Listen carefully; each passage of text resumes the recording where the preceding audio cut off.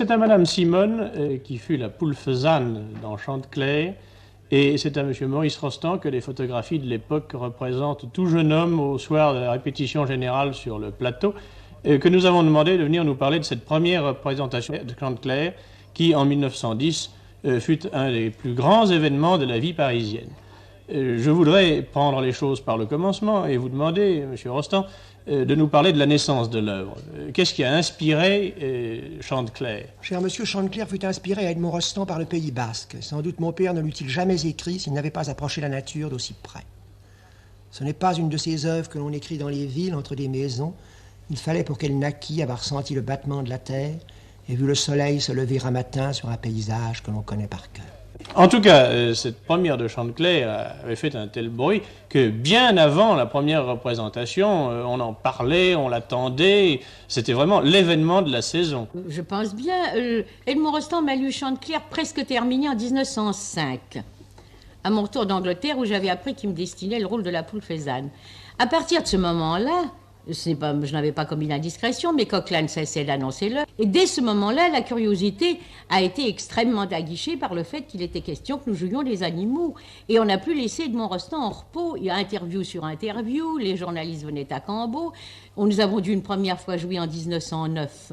Et la représentation n'a pas eu lieu à cause, hélas, de la mort de Coquelin.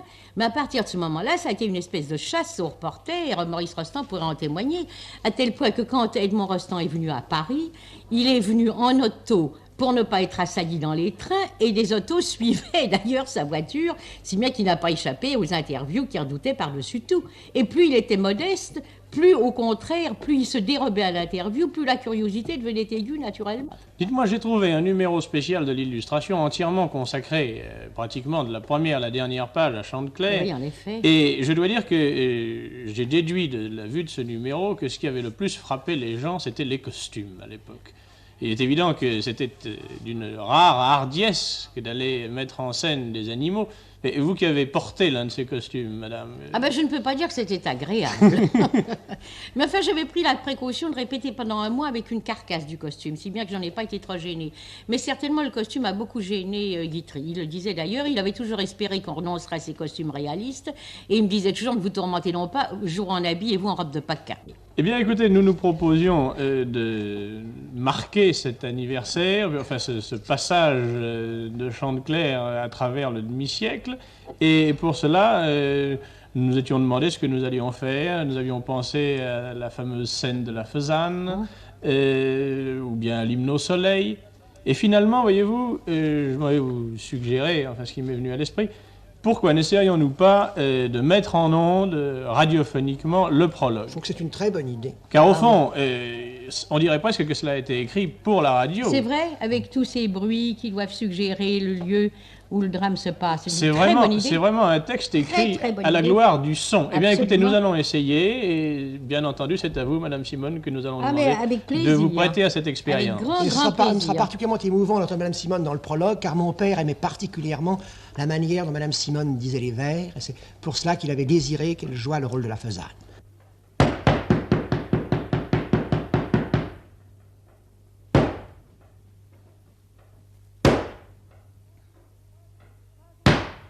Pas encore. Le rideau, c'est un mur qui s'envole.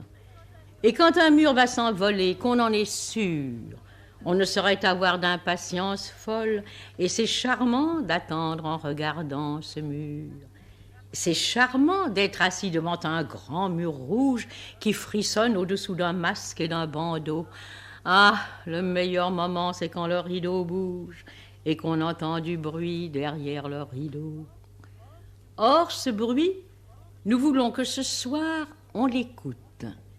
Et pour se mettre un peu déjà dans le décor, qu'on rêve en l'écoutant. Un pas. Est-ce une route? Une aile? Est-ce un jardin? Ne levez pas encore. Une pie, en jetant son cri, prend la volée. Et l'on entend courir de gros sabots de bois. C'est une cour, mais qui domine une vallée, puisqu'on entend monter des champs et des abois.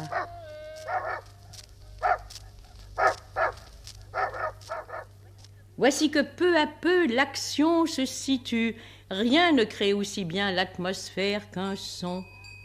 Une vague clarine a teinté, puis sais-tu, puisqu'une chèvre broute, il y a du buisson. Il doit même y avoir un arbre dans la brise, puisqu'un bouvreuil dit l'air qu'il a dans le gosier. Et puisqu'un merle siffle une chanson apprise, il faut bien qu'il y ait une cage d'osier. Le bruit qu'un remuant fait une carriole. Le bruit pesant d'un seau qui remonte trop plein. Le bruit léger d'un toit qui joue à pigeon-vol. Oui, c'est bien une cour de ferme ou de moulin. De la paille s'agite, un loquet se déclenche. On est près d'une étable ou d'un grenier à foin. La cigale, il fait beau. Des cloches, c'est dimanche. 2 geais ont ricané, la forêt n'est pas loin. Avec tous les bruits d'un beau jour, la nature fait une rumeur vaste et compose en rêvant le plus mystérieux des morceaux d'ouverture, orchestrés par le soir, la distance et le vent. Et tous ces bruits, chansons d'une fille qui passe, rires d'enfants scandés au trot des bourricots, coups de fusil lointains, notes de corps de chasse. Oui, tous ces bruits sont bien des bruits dominicaux. Une fenêtre s'ouvre, une porte se ferme. On entend les grelots du vieux harnais frémir.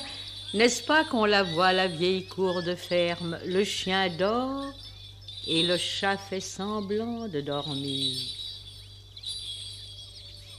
Dimanche, les fermiers vont partir pour la fête. Le vieux cheval piétine. Oh, la grille! Viens-tu? On rentrera très tard cette nuit. Es-tu prête? Mets la barre au volet. Oui.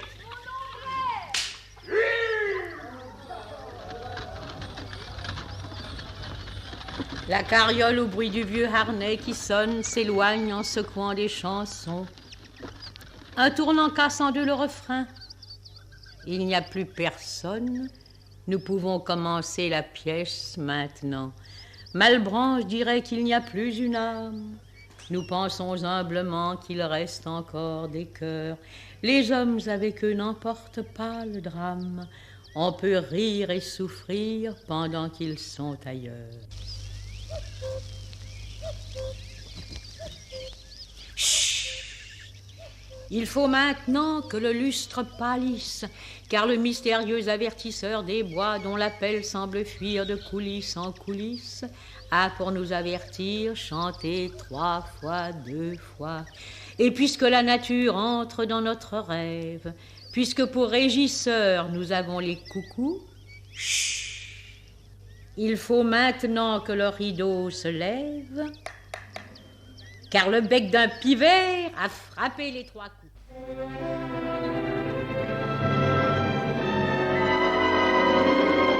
Soyez témoins. Une émission d'André Gillois.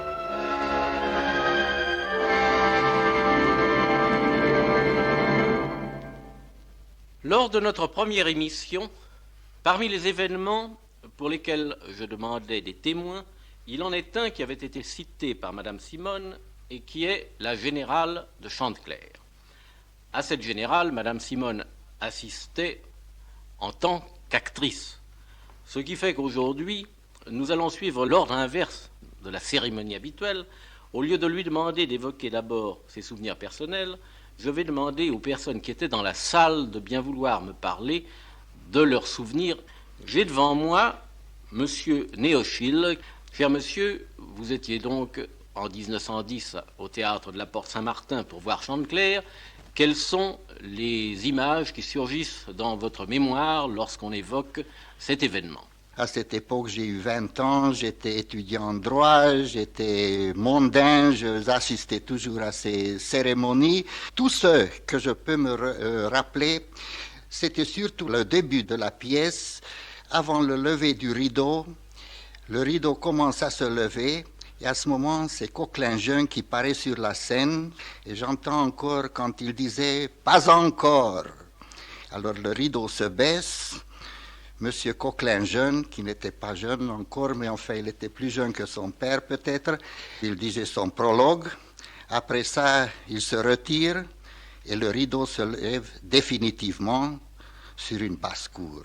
Mais en dehors de ce souvenir, parce que ceux qui ont lu Chantecler savent que ça commence par « pas encore ». Oui. Mais de l'atmosphère générale, qu'est-ce que vous avez ? Il y a beaucoup de monde, il y a toute la haute volée, toute la crème de Paris. Seulement, comme j'étais très jeune encore, 20 ans, alors je ne connais pas tous ces personnages. Naturellement, je ne pouvais pas bien distinguer. C'est moi surtout la pièce qui m'intéressait. Bien entendu.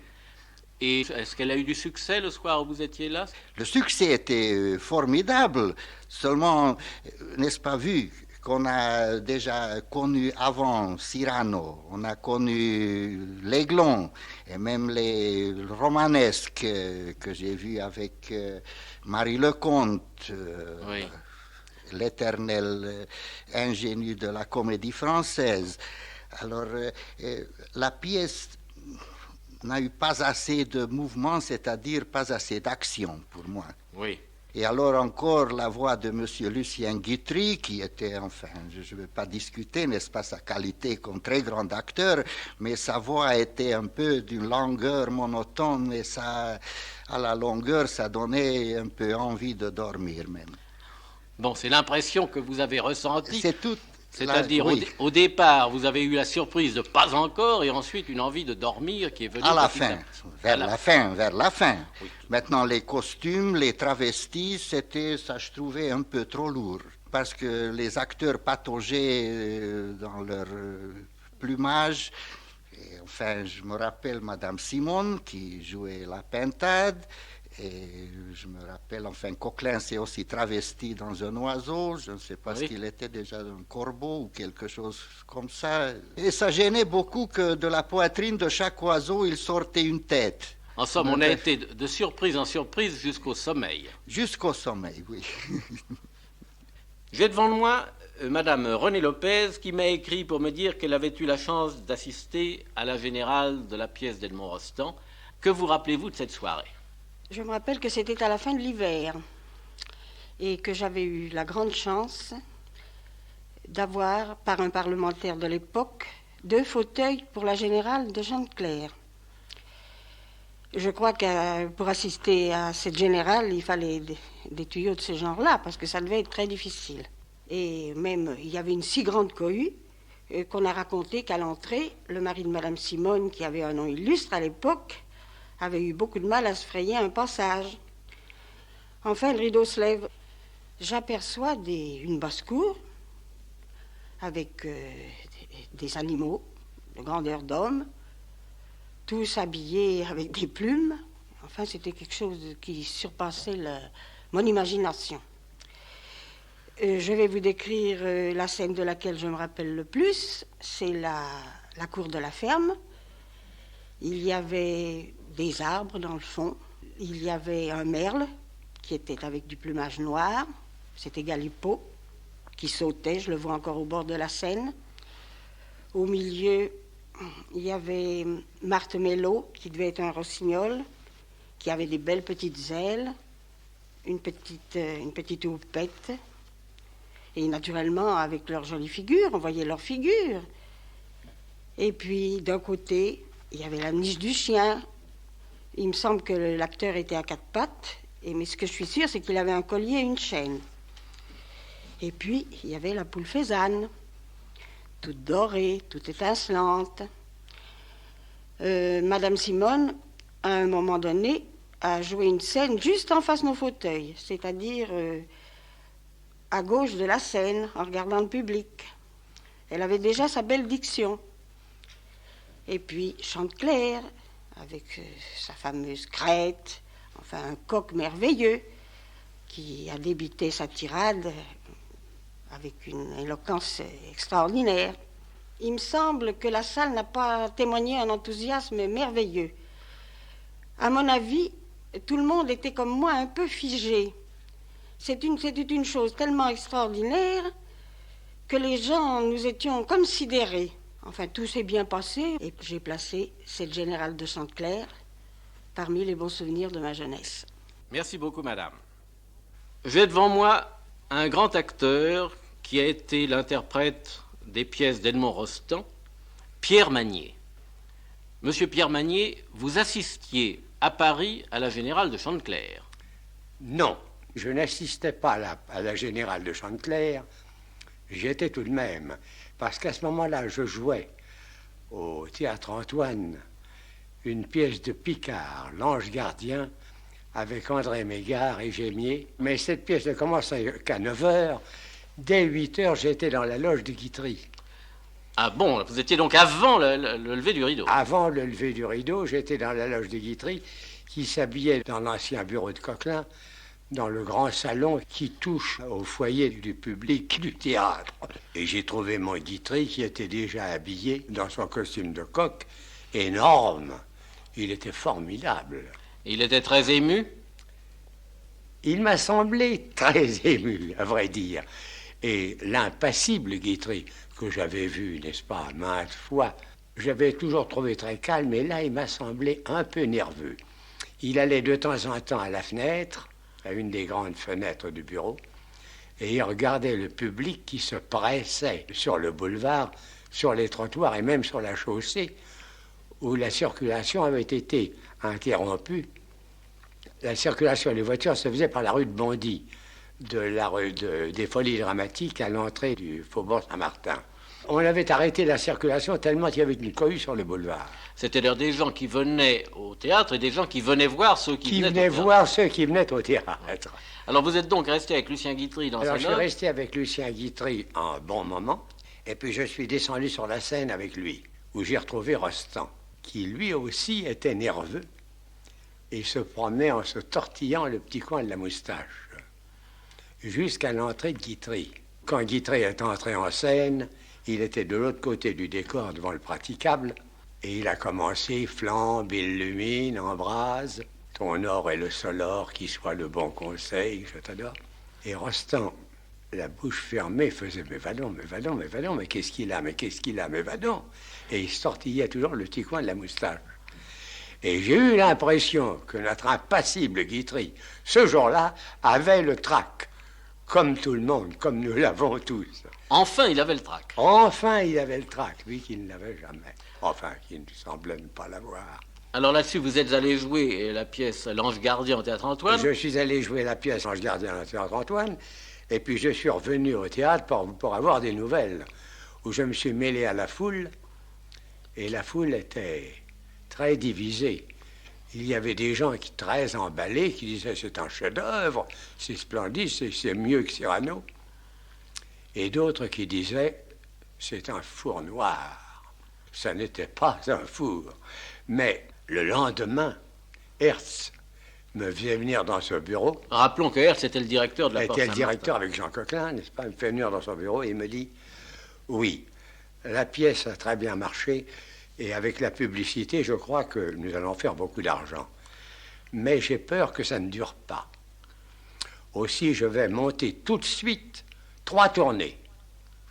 Une qui va faire la France, une qui va faire l'Italie avec Monteux, et toi, tu vas aller faire la 3e. À Bruxelles, tu joueras le coq. Je n'étais pas très rassuré. Et je m'en allais avec des manuscrits dans ma poche, bien serrés dans le fond de ma poche, car à ce moment-là, il y avait pas mal d'indiscrétions dans la presse. Et je pouvais être accusé d'avoir été un des indiscrets. Je ne voulais pas. Et vous avez ensuite créé, alors, vous-même... Et alors, je suis rentré à Paris, j'ai été créé Chanteclair à Bruxelles, où ça a été un très gros succès. Vraiment, et devant un public très attentif, et je dois dire très respectueux. Eh bien, Monsieur Pierre Magnier, je vous remercie infiniment d'avoir évoqué pour nous ces souvenirs déjà lointains. Dame, 46 ans. 46 ans, en effet. 46 ans, ça ne me rajeunit pas tout à fait. Enfin, nous nous sommes rajeunis pour un soir. Parmi les personnalités qui étaient présentes à la Générale de Chanteclair, et dont les noms figurent dans les journaux de l'époque que nous avons pu consulter, il y avait le marquis Georges de Loris.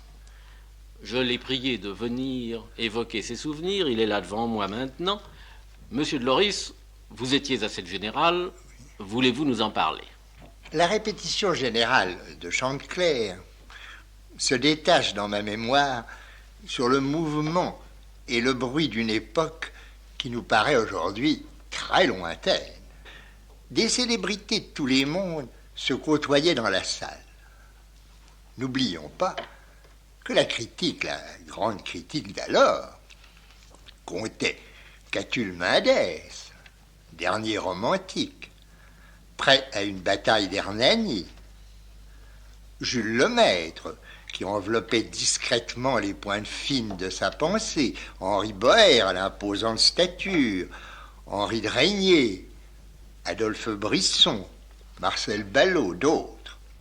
Il me semble apercevoir les sourires qu'échangèrent des femmes, heureuses des éclats de leur visage, de leur coiffure, de leur robe, heureuses d'être là, mêlées à cet inoubliable spectacle. La salle était émaillée de fleurs, parmi lesquelles rayonnait la beauté classique et consacrée de Madame Letellier. Le tout Paris était encore un Paris intime où tant de gens se reconnaissaient. Sans doute, si l'attente avait chauffé des enthousiasmes, elle avait aussi couvé d'autres sentiments, trop humains. Mais beaucoup se préparaient à respirer ce soir-là, à plein poumon, je ne sais quoi de si français, à écouter les accents du coq gaulois. C'était une soirée d'exaltation. La foule aux portes du théâtre montrait que le peuple de Paris comprenait cette manifestation, s'y associait. Un service d'ordre avait été nécessaire. Je me trouvais dans une loge avec Madame de Pierrebourg, Claude Ferval, avec Paul Hervieux, grand ami de Rostand, familier de Cambaud, avec celle qui serait bientôt ma femme. Hervieux, son visage discret où se marquaient tant de qualités fines et profondes qui mériteraient bien de revenir au jour, son visage m'étant encore présent dans l'ombre de la loge et le silence qui a recouvert la salle au lever du rideau. Le prologue dit par Jean Coquelin, avec la voix qu'il tenait de son père, eut grand écho. Guitry apportait au coq toute son autorité, mais il tenait peut-être plus au sol que n'eût fait Coquelin. Le français ne tient-il pas au sol? Il eut à vaincre les résistances, ne les vainquit pas toutes. Madame Simone surprit et enchanta. Elle révéla les dons qui lui permettraient plus tard de si bien animer la finette de François Porcher. Aucune des intentions du poète, des nuances, n'était perdue dans les vers dont elle faisait, selon ses principes, si bien sonner les consonnes. Sa merveilleuse intelligence la servait. Galipeau fut un merle ironique et sensible. Les oiseaux de nuit étonnèrent un peu. Comment Rostand en avait-il tant vu à travers la gloire qui environnait Cambaud? À la soirée de Chantecler, la physionomie de la France, dans une de ses expressions vives et sincères, a été éclairée. De loin, on ne l'interroge pas sans émotion. Eh bien, je vous remercie, cher monsieur. Je vais avoir le plaisir de demander son témoignage à un homme illustre, à notre ami Fernand Gregg. Mon cher maître, je voudrais, comme cela, ex abrupto, que vous me disiez les quelques images qui surgissent dans votre esprit lorsqu'on vous cite Chantecler. Eh bien voilà, je vais commencer par un aveu dépouillé d'artifice. Je n'étais pas exactement à la générale de Chantecler parce que je dînais en ville, mais je suis venu immédiatement à la sortie savoir le destin de la pièce. Ce qui s'était passé, car en effet tout le monde en parlait. Et alors j'ai vu sortir tout Paris, bondé de mes amis, à qui je demandais, eh bien, et la réponse était coup-ci, coup-ça.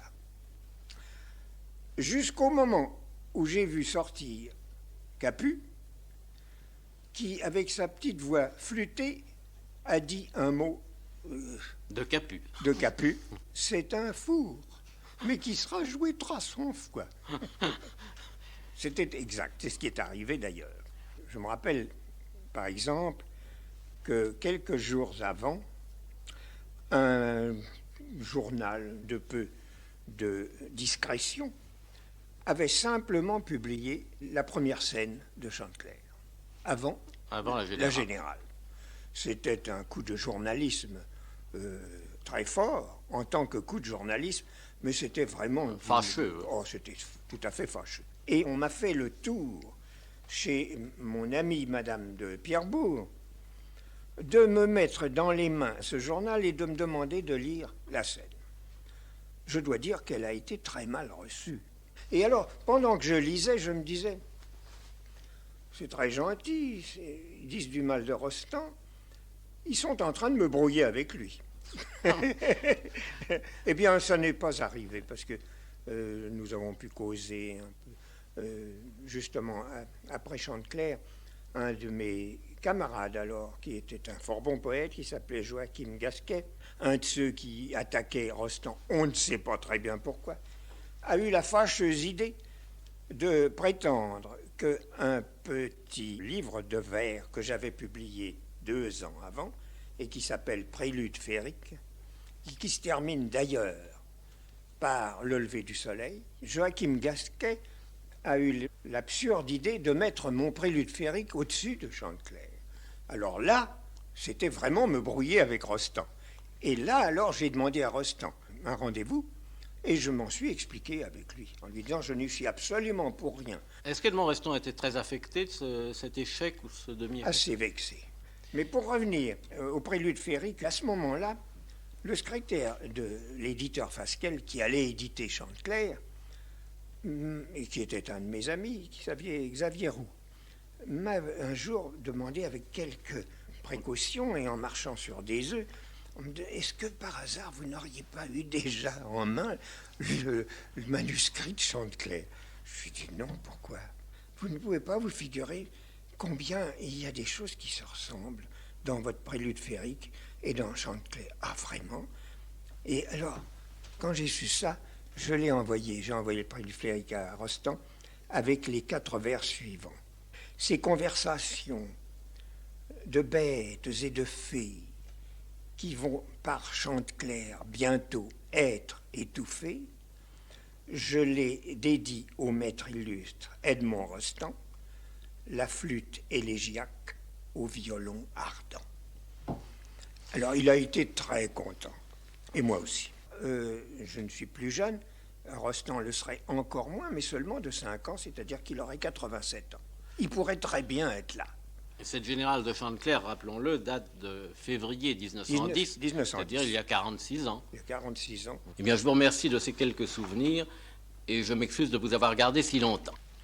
Monsieur André de Fouquier, qui a assisté à tant d'événements depuis un demi-siècle, était évidemment un des témoins de la Générale de Chantecler. Il a bien voulu accepter de se rendre parmi nous pour évoquer ses souvenirs de cette soirée mémorable.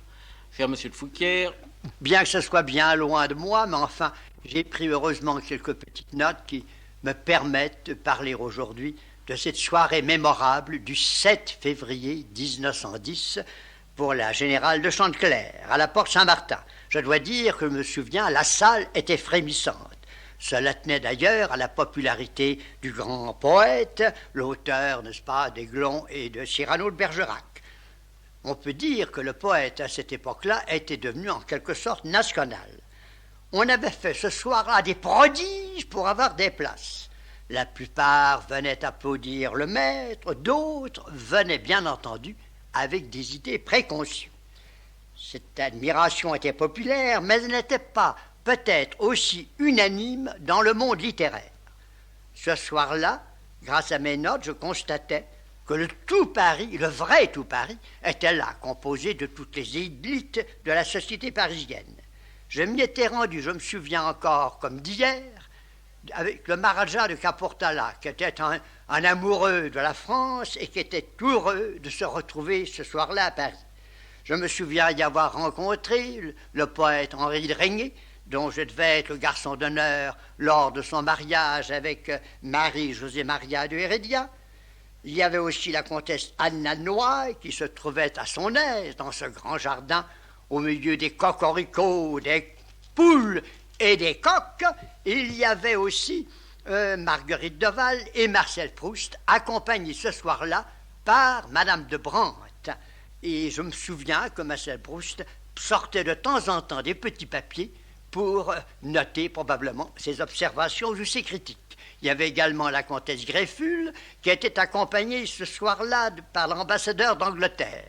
Il y avait même aussi une personne dont on parle encore beaucoup, de Cléo de Mérode, qui n'a pas beaucoup changé depuis cette époque et qui conserve toujours ses oreilles cachées par des bandeaux. Je vois encore aussi un vieux monsieur, il n'était pas si vieux à cette époque-là, monsieur Cousteau. Monsieur Cousteau était un mécène et un mélomane qui avait fondé le cénacle musical Luth mineur. Et c'était dans sa maison, 4 boulevard de la Bourdonnais, que devait mourir le poète Edmond Rostand. Eh bien, je me souviens encore, mon Dieu, cette salle était enthousiaste, incontestablement. Il y avait aussi même Robert de Montesquieu, mais peut-être qu'il était moins. Il était un peu jaloux par caractère et ses commentaires, je dois dire, étaient réservés. Bien des gens, naturellement, sont prêts dans ces manifestations à mordre. Ça, c'est ainsi le lot de la nature humaine.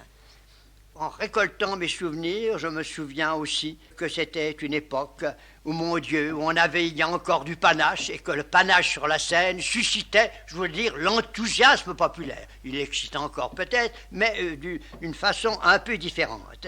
Et je me souviens aussi des grands créateurs, de Lucien Guitry, de Galipeau et surtout de Coquelin, et aussi, et hélas, les créateurs sont à peu près tous disparus, mais je me souviens encore comme d'hier que la Fesanne était incarnée par Madame Simone, qui alors était très jeune et qui commençait déjà sa triomphale carrière.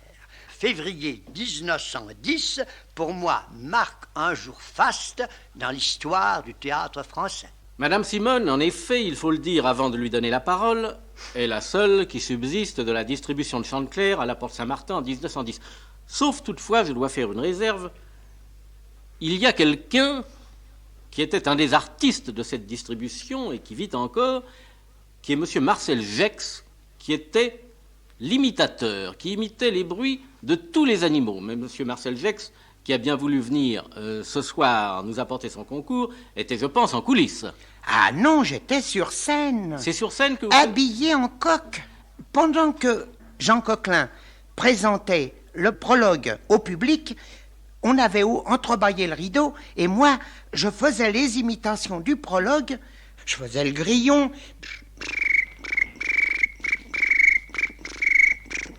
Le pigeon. Coucrou, coucrou, coucrou. Et puis, il y avait la charrette avec le cheval. Et puis il y avait l'âne. Et la bonne vache qui portait sa tête. Et son gosse. Mou. Et combien d'autres? J'en avais 46 dans la pièce. Mais vous les faisiez toujours habillés en coq? Non, non, pas toutes. Quand le prologue était fini, je me retirais progressivement, doucement, et j'allais me déshabiller dans la loge à Monsieur Gravier, 82 ans, le créateur du bossu.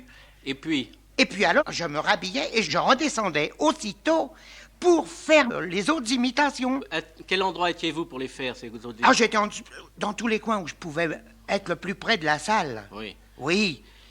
Bon, et alors, en dehors de votre participation comme imitateur à ce spectacle, vous avez peut-être des souvenirs de cette répétition générale? Ah oui. Vous êtes arrivé à quelle heure au théâtre? Oh, je quittais plus le théâtre, j'avais 3 répétitions par jour et nuit.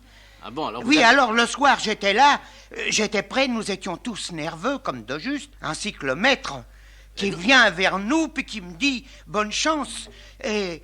Mais, oui, enfin, alors je lui ai dit, écoutez, la bonne chance, je la souhaite à vous parce que vous avez été tellement bon pour nous tous que ça serait dommage, après un travail comme ça, que la pièce tombe pas, mais elle marchera. Elle a marché 8 mois. Bon, alors Edmond Rostand, vous l'avez donc vu juste avant la générale? Ah oui. Il est venu sur le plateau. Ainsi que Madame Rosemonde. Ils sont venus sur le plateau vous dire bonjour. Oh, ils sont venus et puis ils ont été vraiment gentils. Pas spécialement pour moi, mais enfin, presque. Et puis vous avez vu l'arrivée des autres interprètes. Oh là là, j'ai vu arriver Lucien Guitry, j'ai vu arriver Madame Simone qui faisait la faisane, et puis j'ai vu arriver tout le monde. Parce que vous pensiez, il y avait Dorival, il y avait Déhan, il y avait...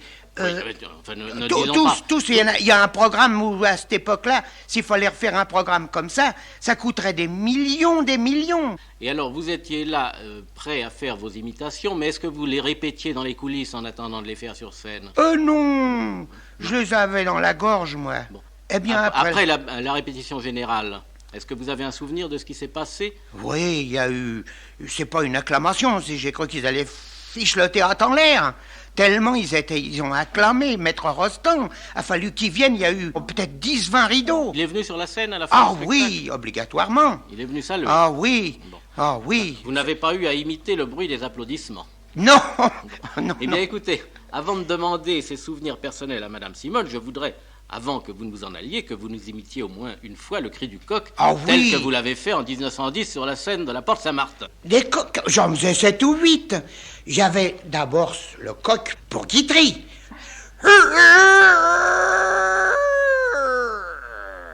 Et puis alors, il y en avait des plus petits.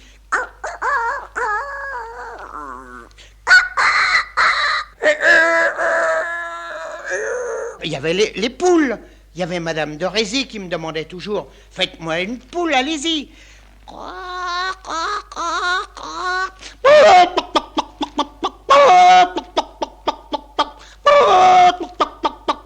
Et puis, il y en avait des plus petites.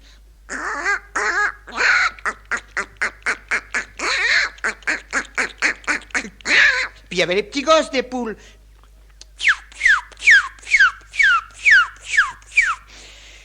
Puis il y avait le canard de Suarez.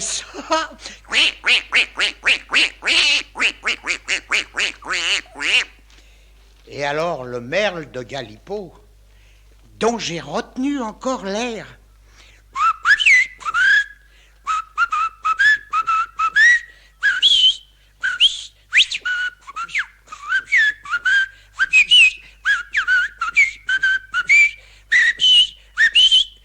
Et voilà. Chère Simone, vous venez donc d'entendre un certain nombre de témoignages relatifs à cette soirée mémorable. Il est temps maintenant que vous nous apportiez le vôtre. En tout cas, ce que je peux dire, c'est que tous ces témoignages sont parfaitement exacts quant à l'accueil qui a été réservé à la pièce. Car chacun a remarqué, ou tous vos témoins ont remarqué, que l'accueil fait à la pièce, finalement, n'a pas été l'enthousiasme qu'on attendait, qu'on était en droit d'attendre, étant donné la situation considérable de Rostand et les triomphes qu'il avait remportés au théâtre avant Chanteclair. C'est peut-être le fait que c'était trop attendu. Je crois qu'en effet, il y a eu ça. Il y a eu plusieurs raisons. Je crois qu'après y avoir beaucoup réfléchi, on peut toujours tout expliquer, mais il est facile d'expliquer après. Oui. Il me semble tout de même que la grande raison, c'est le sujet. N'est-ce pas? Il est certain que ce qui compte avant tout pour le public, c'est l'anecdote. Pour le gros public, c'est l'anecdote. Et même pour un public aussi raffiné que celui que nous avions devant nous ce soir-là, il est certain que les beautés de forme ne suffisent pas pour emporter l'adhésion d'un public. Or, les beautés de forme de Chanteclair étaient patentes, alors que l'anecdote, mon Dieu, pouvait se résumer à ceci, bonheur et malheur du poète. Eh bien, ce besoin d'identification qu'a le spectateur, ce besoin qu'il achète en même temps que le droit de siffler, il n'était pas contenté. Il est évident qu'il y avait très peu de gens qui s'étaient posé la question de savoir si oui ou non leur œuvre lyrique recevrait un accueil favorable ce soir-là dans la salle. Je crois qu'il y avait ça. Je crois qu'il y a eu une chose très vive aussi, c'est une erreur de distribution pour l'époque. En effet, on savait que le rôle avait été écrit pour Coquelin. Tout le monde avait encore dans l'oreille cette voix, cette fameuse trompette. Or, au contraire, quel était le son de la voix de Guitry? C'était celle d'un merveilleux violoncelle. Alors, évidemment, un des témoins, là, a en effet parlé de quelque chose de monotone, votre premier témoin, je crois, dans la diction de Guitry. Il n'y avait pas de monotonie. Il y avait des nuances infinies, mais elles étaient tout de même dans un registre grave. Alors qu'on s'attendait évidemment à quelque chose de beaucoup plus claironnant, quelque chose qui aurait mieux correspondu à ce qu'on s'imaginait être le cocorico. Ensuite, pour le public, même pour les gens des répétitions générales qui étaient ce soir-là dans la salle, un homme comme Guitry, et si je peux parler de moi, qui jouait la Faisane, nous étions les tenants du théâtre moderne. On ne nous considérait pas du tout comme les représentants d'un théâtre lyrique. Les chanteurs de l'époque, c'était Mounet, c'était Sarrat, c'était Coquelin. Et ils avaient évidemment un art très différent du nôtre, puisque leur art consistait en somme dans des oppositions de rythme, alors que ce que Guitry recherchait, et ce que j'essayais de rechercher après lui, c'était une espèce d'intonation reflétant exactement l'intention psychologique de l'auteur. Eh bien, naturellement, quand Sarrat, quand Coquelin, quand Mounet jouaient des rôles en prose, ce qui leur arrivait rarement, mais ce qui leur arrivait, leur recherche musicale pénétrait leur interprétation en prose. De même que quand nous avons, nous, eu à interpréter des rôles en vers, nos recherches psychologiques ont pénétré notre interprétation lyrique. Et ça a probablement créé à ce moment-là quelque chose de déconcertant pour le public, car les novateurs ont toujours tort. Alors reprenons, si vous le voulez bien maintenant, l'histoire de cette soirée. Elle avait été précédée d'une attente qui s'était déroulée. Oui, puisque Rostand a lu la pièce presque entièrement terminée au mois d'août 1904. C'est-à-dire près de 6 ans avant. Près de 6 ans avant. Et donc, à la suite d'un certain nombre de retards, mais pendant tous ces retards, on ne faisait que parler de la pièce. Mais naturellement, on disait les choses les plus invraisemblables, les plus fausses. Nous jouions tour à tour des animaux, des insectes, des poissons. Enfin, je ne sais pas ce qu'on n'a pas raconté. Alors, on s'attendait à Dieu sait quoi. Comment serions-nous habillés? Qu'est-ce que nous ferions? Qu'est-ce que serait la mise en scène? Il est évident que pour combler une attente pareille, comme je l'ai dit à M. Herbst, le directeur de la Porte Saint-Martin, 3 jours avant la Générale, pour qu'il soit vraiment content, il faudrait leur donner 50 000 francs de rente de l'époque. Donc, ce n'était pas du tout l'intention du directeur. J'ai pas besoin de vous. Et vous, personnellement, vous sentiez le danger de l'aventure? Ah oui, ah oui. Et alors, vous êtes arrivé au théâtre dans des dispositions que vous vous rappelez? Alors, je me rappelle parfaitement. J'étais extrêmement craintive pour l'auteur, pour qui j'avais la plus vive amitié et la plus grande admiration. Et j'étais absolument persuadée que la soirée allait nous décevoir.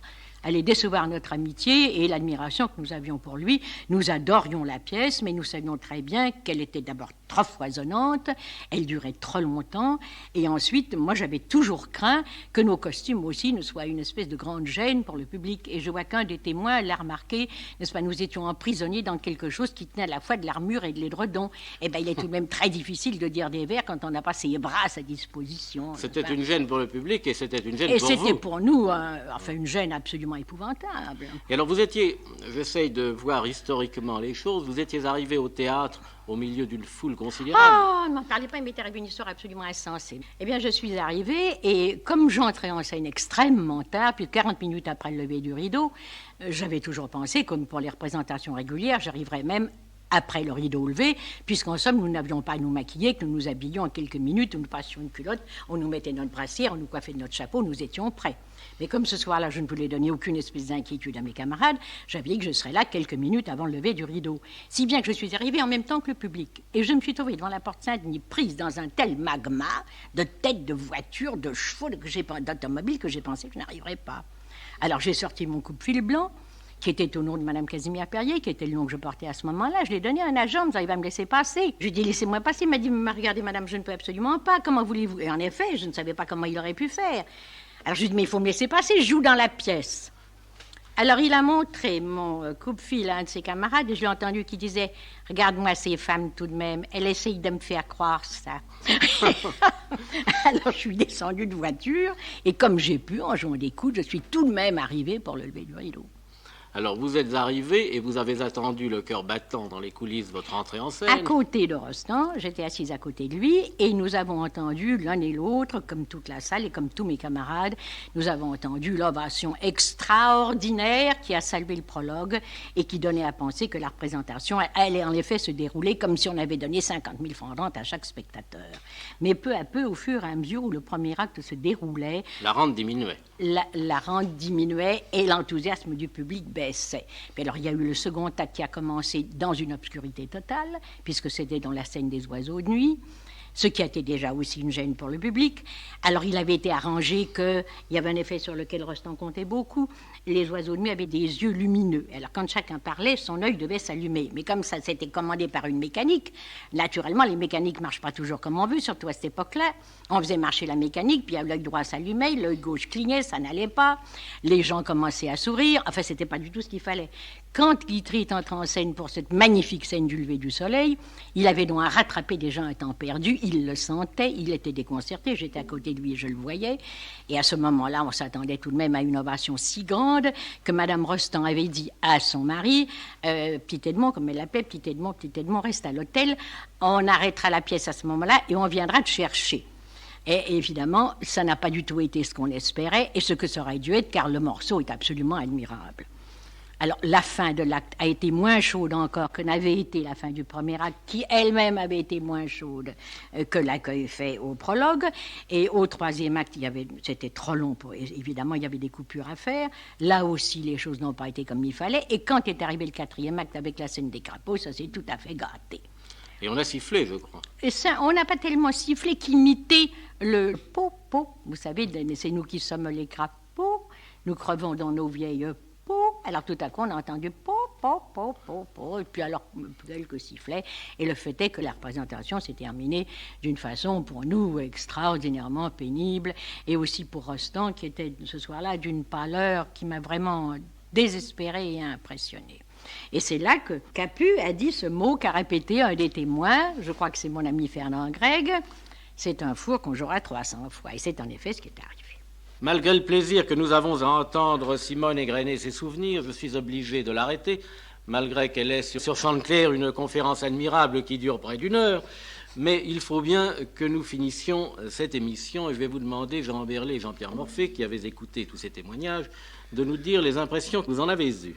Eh bien, il me semble que la première impression, c'est que les gens attendaient ça comme le Messie, n'est-ce pas, comme l'avenue de Messine, comme dit Feydeau.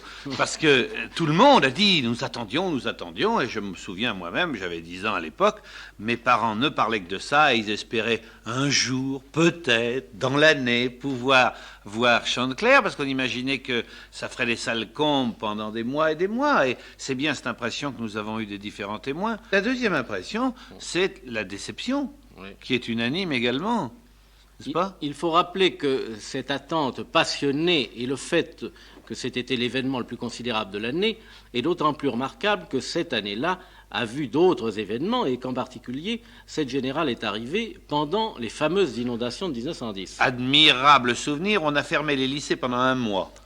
Et on n'a pas fermé les théâtres, comme vous voyez.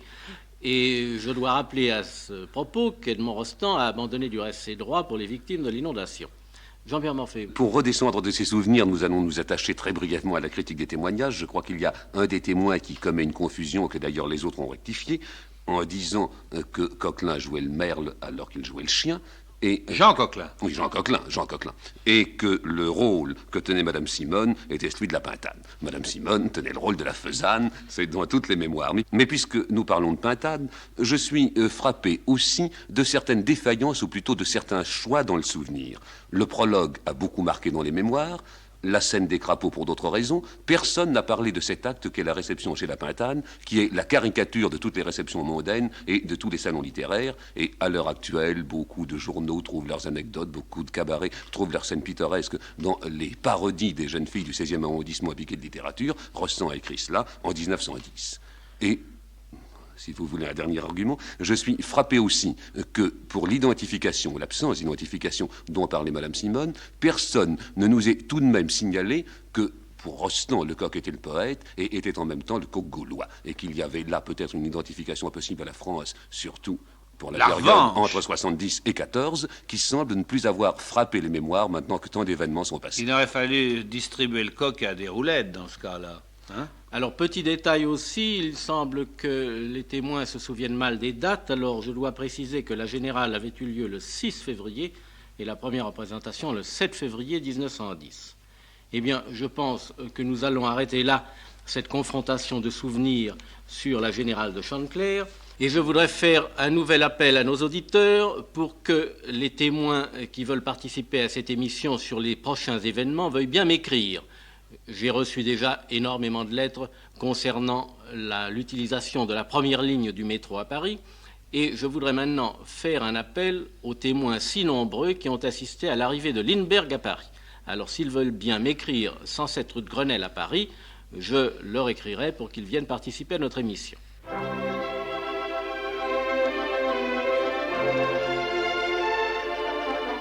C'était Soyez témoins, une production d'André Gillois, avec Jean-Pierre Morphée et Jean Oberlé. avec ce soir Fernand Gregg de l'Académie française, André de Fouquier, Pierre Magnier, le marquis de Loris, l'imitateur Marcel Gex et Madame Simone. Ont collaboré à cette émission Florence Lièvre et Gaston Morphée. Montage radiophonique, Jacques Guinchard.